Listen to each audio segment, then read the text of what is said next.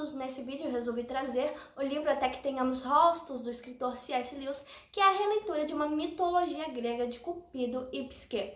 Porém, é escrito sobre o ponto de vista de Orual, que é a irmã mais velha de Psique. Já que o livro é um escrito com inspirações no mito de Psique e Cupido, acredito que antes de começá-lo seja bom se familiarizar com o conto. A história de Psique e Cupido é basicamente um deus grego que casou-se com uma mera mortal. Psique era a filha mais nova de um rei que tinha 3 filhas, e dentre todas as irmãs, ela era a mais bela.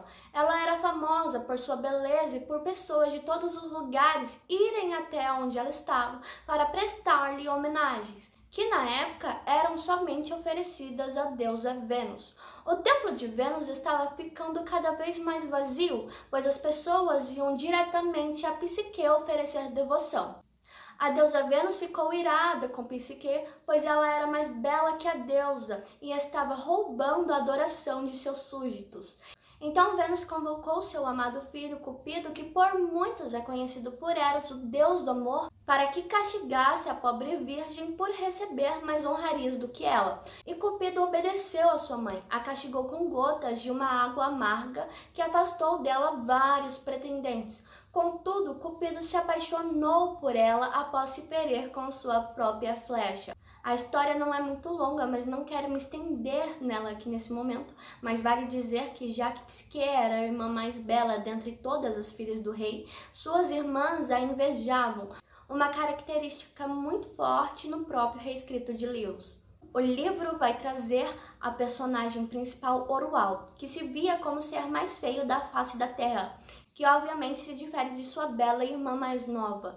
Orual, por ser a filha mais feia de seu pai, rei de Glome, ela sofre desde a infância violência física e psicológica. E a irmã do meio era Redival, que não tinha tanta proximidade assim com as irmãs. No livro, Orual cuidou de Psique desde que ela nasceu, pois a mãe da jovem havia morrido. Psique já nasceu com uma beleza inigualável e ela, quando decidiu cuidar de sua irmã, não depositou nela somente seu amor, mas tudo aquilo que ela jamais poderia ser ou ter. Orual era muito protetora de sua irmã, ela cuidava dela como se fosse sua própria filha. E ela depositava tanta esperança em Psique que a jovem jamais ousou magoar a sua irmã mais velha. Mas como no conto original, Psique há de ser sacrificada para saciar os deuses e irá se casar com Cupido, que somente vai ao encontro de sua esposa durante a noite. Porém, diferente do original, a única que vai ao encontro de Psique após os sacrifícios é a sua irmã Orual, que não consegue enxergar o palácio de sua irmã e nem as roupas vislumbrantes que ela usava. Orual, quando vê a sua irmã, a vê com roupas velhas e sujas. Ela não enxerga as coisas transcendentes que estavam para além de sua crença natural, como Psique. E isso é muito interessante, pois o motivo de Orual não conseguir enxergar aquilo que Psique apresentava para ela quando foi levada para a dimensão de Psique é porque ela estava cheia de um ceticismo e de um olhar materialista. Orual, em tudo que Psique falava, desde que ela foi levada a se casar com Cupido, atirava como louca, como se ela não tivesse consciente. Mas, na realidade, o erro estava em Orual, que não ousava acreditar em sua irmã. O fato de ela ser mortal não era o principal motivo de ela não ver o palácio e as roupas majestosas de sua irmã, mas sim a sua descrença. Chega uma hora da história que Orual passa a travar uma guerra terrível contra o espelho, pois quando ela se olha no espelho, ela precisa encarar a si mesma. E ela só conseguia enxergar que a sua aparência não era agradável. Orual vivia se comparando aos outros de maneira superficial, mas nunca realmente se perguntava se aquela feiura que ela acreditava que tinha era apenas algo relacionado à sua aparência física. E para fugir disso, Orual decide colocar um véu. Mas esse véu não se remete à sua pureza, mas sim sua fuga de si mesma. Pois se Orual olhasse para si mesma e procurasse um remédio para sua crise interior, ela teria como resposta os deuses. Mas Orual não aceitava os deuses, ela não tinha fé neles. Ela sempre os culpava por ter tirado a razão de sua felicidade, que era Psique.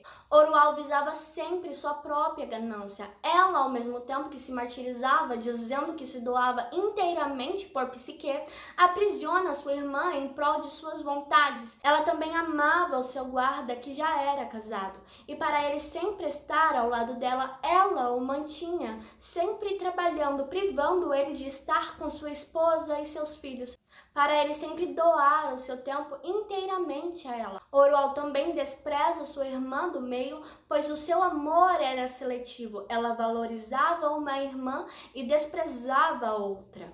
Orual não suportava a solidão. O fato de ela estar só parecia o fim do mundo. Ela aprisionava as pessoas à sua volta, selecionava os seus amores, visava sempre seu próprio interesse em tudo. Mas mesmo assim, em meio a tudo isso, ela conseguia se culpar, pois sentia que carregava o peso do mundo em suas costas. Mas, na verdade, o peso que ela carregava, suas tristezas e dores, era apenas o pecado oculto dentro dela. Um dos fatos interessantes que há no livro é a diferença de Psique e Orual. Como já disse, Orual era dotada de um ceticismo, um olhar materialista sobre o nosso mundo natural, diferente de Psique, que desde sempre deseja o transcendente e desejava conhecer verdadeiramente aquilo que é belo. Psique olha para a vida de um modo elevado. Sua visão sobre o cosmos não era nada superficial, mas sim carregava um significado, algo que transmitia beleza e aconchego. Há um momento que Orual tenta contra si mesma por não aguentar a sua vida de pecado. No momento que ela tomou a decisão de tirar a sua vida, ela estava tomada pela solidão e ela tenta se afogar. Mas um Deus, ao falar com ela, diz que não há como ela fugir de si mesma, do seu destino. E com isso ela volta para sua casa e começa a se examinar interiormente. Conforme a história se passa, ao fim do livro, Orual é convocada ao tribunal, onde os deuses respondem às acusações que ela faz a eles, sobre o fato deles terem tirado a felicidade da vida dela. Aqui ela estava com a alma despida, sua inveja, sua carnalidade, seu ceticismo, seu olhar materialista, seu pecado em si estava completamente exposto diante do juízo final. Em um dado momento, ela encontra com sua irmã Psique, que já havia se tornado uma deusa, e descobre todo o sofrimento que Psique havia passado para estar com seu amado, assim como no original. Há um momento no livro onde Psique diz à sua irmã que haverá um dia onde entre elas não haverá nenhuma nuvem para separá-las. Ou seja, elas seriam igualadas. Mas para que isso acontecesse, Orual teria que se limpar de seu pecado, de suas manchas carnais e crescer de modo espiritual.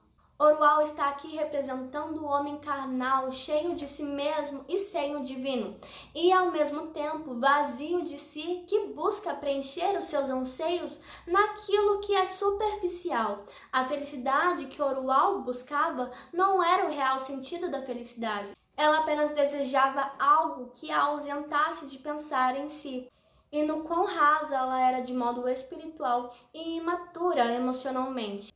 Mas quando ela decide abrir os olhos para o que existia dentro dela já velha, se desligando do mundo exterior e se conectando com seu interior e buscando um remédio para sua alma que só provém do divino, Orual morre sendo uma mortal, mas com a alma repleta de leveza.